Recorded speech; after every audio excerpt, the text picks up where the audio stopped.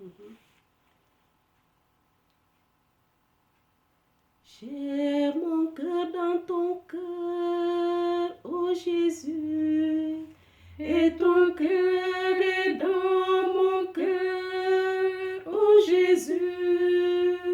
Pour toi, voici toute ma vie, car tu m'aimes tant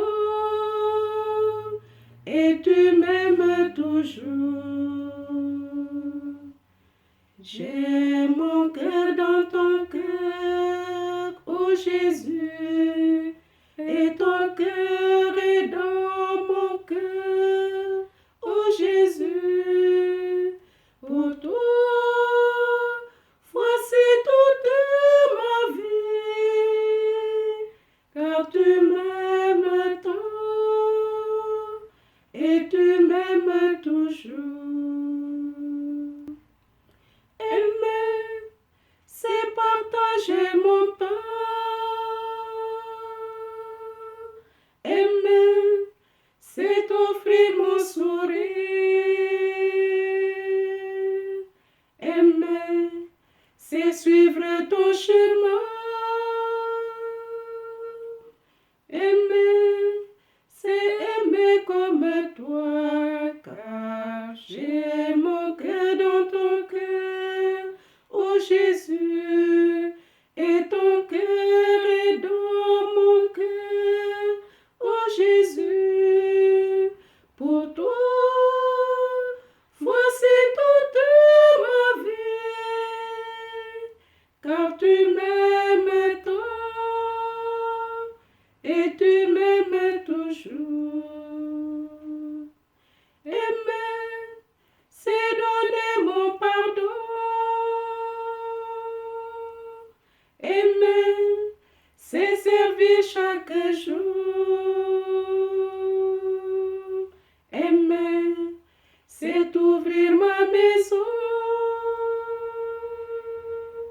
Aimer, c'est aimer comme toi, car j'ai mon cœur dans ton cœur, ô Jésus, et ton cœur est dans mon cœur, ô Jésus. Pour toi, voici toute ma vie, car tu m'aimes tant et tu m'aimes toujours.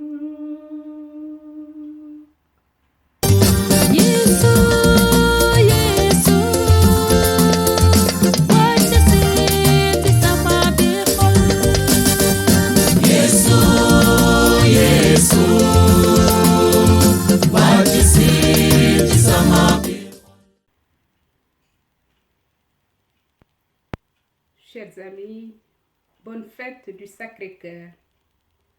Dans la Bible, le cœur de l'homme désigne le siège de sa volonté, de ses décisions et de ses sentiments. Le cœur est aussi le lieu où l'on rencontre Dieu. Le cœur de l'homme, c'est son intériorité. La Bible nous parle aussi du cœur de Dieu et des pensées de son cœur, qui sont des pensées d'amour, un projet de salut pour chacun d'entre nous. Quand le Verbe de Dieu s'est fait chair, Dieu en Jésus a pris un cœur de chair, au battement véritable et sensible, au battement chargé d'amour pour tous les hommes. Ce cœur humain, ce cœur de chair est même devenu, à l'issue de la passion, un cœur mort, qui cessa de battre, mais qui, percé par la lance, laissa répandre de l'eau et du sang. Ainsi, de ce cœur pourtant inerte, l'amour a encore jailli. Toutes les grâces ont coulé du mystère pascal. De ce cœur transpercé naît l'Église avec toutes ses richesses qui sont les sacrements. Ce cœur enfin, devenu à Pâques un cœur ressuscité, vit et bat à jamais pour l'humanité. C'est un cœur indéfectible. Depuis, l'évangéliste Jean, témoin de la scène du coup de lance, après avoir auparavant senti le battement de ce cœur en posant sa tête sur la poitrine de Jésus, de nombreux mystiques au cours des siècles ont entretenu une dévotion personnelle avec ce cœur aimant, ce cœur débordant de miséricorde. Pensons à la moniale Sainte Gertrude au XIIIe siècle. Elle s'adressa au cœur de Jésus dans un élan très enflammé. Elle disait: ô cœur source de douceur, ô cœur débordant de bonté, ô cœur surabondant de charité, ô cœur qui distille la suavité en rosée, ô cœur très cher, je te prie d'absorber mon cœur tout entier en toi. C'est à Sainte Marguerite Marie Alacoque, visitandine de Paray-le-Monial en France, au XVIIe siècle, que nous devons l'institution d'une fête du cœur sacré de Jésus, selon sa demande lui-même. Elle reçut la révélation que le cœur sacré est l'asile de la miséricorde et du pardon. Les pécheurs, dit Jésus, trouveront dans mon cœur l'océan infini de miséricorde. Plus tard, Sainte Thérèse de l'Enfant Jésus mettra l'accent sur les trésors de la miséricorde que renferme le cœur de Jésus. L'amour du cœur de Jésus a chassé de mon cœur la crainte, dit-elle. Le souvenir de mes fautes me parle de miséricorde et d'amour. L'amour qui déborde de ce cœur a touché des hommes et des femmes. Or, quand on est touché par le cœur plein d'amour de Jésus, on ne peut que rendre cet amour. On ne peut que vivre d'amour. Nous allons alors écouter des hommes et des femmes qui ont été touchés par ce cœur d'amour et qui ont répondu à cet amour. Bonne fête à tous.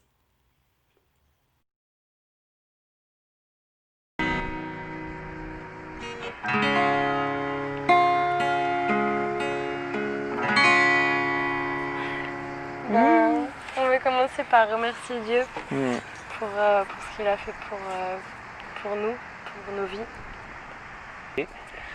Pour nous, c'est vraiment Dieu est un bon Père et il a énormément de bonté et rien n'est impossible pour lui. C'est celui qui restaure nos cœurs, qui guérit nos vies et qui ravive même les rêves qui ont été brisés dans nos vies.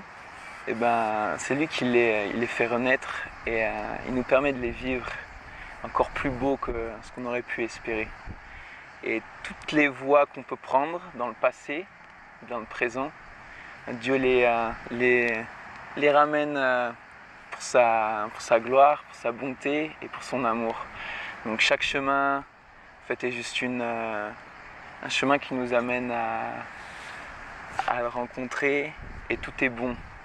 Même dans les périodes les plus difficiles, Dieu rachète tout pour nous construire, nous développer et nous faire vivre la plus belle des vies et il rachète vraiment les rêves. Nous, il a racheté nos rêves et dans notre couple, on va parler de ce domaine, la relation de couple. Donc, Du coup, moi je m'appelle Sophie. Et moi David. Donc pour respecter notre intimité, on va parler en global. Et, un résumé de ce qu'on a vécu. Peut-être que Dieu nous amènera à vous croiser personnellement et on pourra aller dans plus de détails. Discuter plus en détail, ouais. Mais en très gros, la phrase qu'on avait envie de vous dire, c'est que pour Dieu, rien n'est impossible. Et d'autant plus dans le domaine de l'amour, dans le domaine de l'intimité, de la relation pour son futur époux. Donc on est mariés depuis 11 un an, mois, presque, bientôt un an. Ouais. Presque un an. Et en fait, on a décidé on a décidé vraiment de remettre notre mariage dans les mains de Dieu parce que c'est lui qui a permis que ce mariage puisse se faire et que la rencontre entre nous ait lieu. Et voilà. Donc après, un peu plus personnellement, le mariage, moi, c'était quelque chose que j'avais vraiment à cœur depuis longtemps, depuis que je suis tout petit, ma future femme, etc. Et en fait, par mes expériences passées, sans entrer dans les détails, mais j'étais profondément blessé et c'est comme si ce rêve avait été détruit. Même la confiance que je pouvais avoir en Dieu dans ce domaine, qui avait été brisée. Et Dieu est vraiment fort dans le domaine de l'amour. Et vraiment, quand on s'est marié, je dis à Dieu, c'est celui qui a restauré mon cœur, qui a restauré ce rêve du mariage. Et c'était pas facile, mais Dieu nous lâche pas. Et il abandonne jamais dans ce domaine. Donc moi, c'était vraiment un processus de lui faire confiance, pour recroire en l'amour et laisser la place à Jésus pour prendre ce domaine de ma vie, le côté amoureux et amour profond, où il a pris cette place et il m'a vraiment restauré, accompagné pour refaire confiance en lui déjà. J'avais du mal à lui refaire confiance pour la relation et refaire confiance en l'amour et aussi la promesse de l'engagement.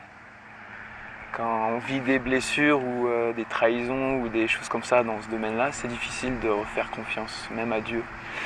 Donc Dieu a permis qu'on se rencontre avec Sophie et qu'on construise une amitié centrée sur Jésus, le partage des expériences qu'on avait pu vivre et puis de notre passé.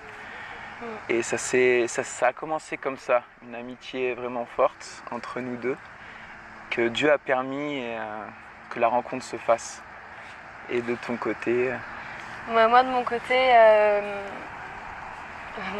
j'ai eu un parcours qui n'était pas chrétien. Et il se trouve que je suis venue à Jésus d'une manière magnifique. Et dans le moment où je suis venue à Jésus, David est aussi rentré dans ma vie à ce moment-là. Et Dieu l'a utilisé pour qu'il m'amène à le rencontrer personnellement. Et je suis tombée amoureuse de Jésus. Voilà. Et en gros, pour moi, c'était impossible le mariage. J'avais pas ce rêve-là. Mes parents ont divorcé et j'arrivais pas à croire que l'amour puisse durer ou puisse être... Voilà, enfin, je croyais plein de mensonges dessus. Et c'est grâce à Jésus lui-même, dans mes temps de prière, où j'ai pu réouvrir mon cœur à l'amour. C'est comme si je lui ai donné mon cœur et qu'il a pu venir avec douceur et réconfort dans chaque partie de mon cœur. Et c'est lui qui m'a demandé de l'aimer avant tout, d'autre chose. Et c'est ce que j'ai fait. Et c'était très dur au début parce que je disais même à Dieu, mais non, le mariage, tu sais, c'est pas pour moi. Pourquoi tu veux te marier avec moi, Dieu, je comprends rien. Alors bien sûr, c'est symbolique. Chacun prendra comme il veut, mais en disant oui à Dieu, c'était un moment où je me suis dit, quoi qu'il arrive, toute ma vie, je m'engage à être avec Dieu, Jésus. Et c'était parti de là. Et en gros, il a reconstruit mon cœur, petit à petit. Et doucement, il a créé l'amitié avec David. Donc c'était sa promesse. Il m'avait dit, je vais guérir ton cœur et puis je te donnerai un roi. Et aujourd'hui, je connais très bien ce roi. Et je remercie Dieu pour chaque seconde que je peux passer avec lui. Pour chaque moment beau, pour chaque moment difficile, pour tout ce qu'il est. Et, je pensais que le mariage ne m'irait pas. Je m'étais dit, ouais, c'est pas possible, j'y crois pas. Et en fait, dans toute l'amitié, même dans toute la préparation de notre couple, comment Dieu a fait étape par étape, dans toujours ses timings. Quand j'ai lâché complètement le contrôle, j'ai laissé faire. Je me suis rendu compte que Dieu me connaissait mieux que moi-même je me connaissais. Et qu'il avait quelqu'un pour moi que moi-même j'aurais pas pu comprendre qu'il était pour moi. Du coup, je voulais juste honorer Dieu, mon mari aussi, mais Jésus pour avoir pris mon cœur et l'avoir reconstruit et tourné vers David. Et vraiment la touche qui a changé les choses, c'est vraiment cette relation avec Jésus profonde et intime qui permet de guérir, rassurer, sécuriser et aller de l'avant et même lâcher le contrôle. Dans ce domaine, c'est très difficile en fait. D'un côté, même ceux qui... c'est tellement de blessures et d'attentes aussi, même de projections qu'on peut se faire que Dieu nous amène à lâcher le contrôle pour qu'on puisse vivre le meilleur. Et c'était ce chemin-là à faire en fait, de lui remettre ça, de lui faire confiance vraiment qu'il a le meilleur pour nous et qu'il est bon et qu'il s'occupe de nos cœurs, il s'occupe de la rencontre à faire avec la personne qui nous correspond. Et moi, vraiment, je découvre encore Sophie aujourd'hui. Et au début, je ne voyais pas tout ce qu'elle avait en elle, toutes les choses merveilleuses en fait. Et je me rends compte que c'était exactement la personne qu'il me fallait dans tous les détails. Et même dans tous les critères que je pouvais avoir des conceptions un peu bornées. Mais finalement, je me rends compte que Dieu a choisi la personne parfaite en fait. Et ça, il n'y a que lui qui peut le savoir et que lui qui le conduit. Et c'est vraiment cette relation de confiance et de laisser aller, de lâcher prise. Donc voilà, en gros... le pourquoi on est heureux depuis quelques années maintenant.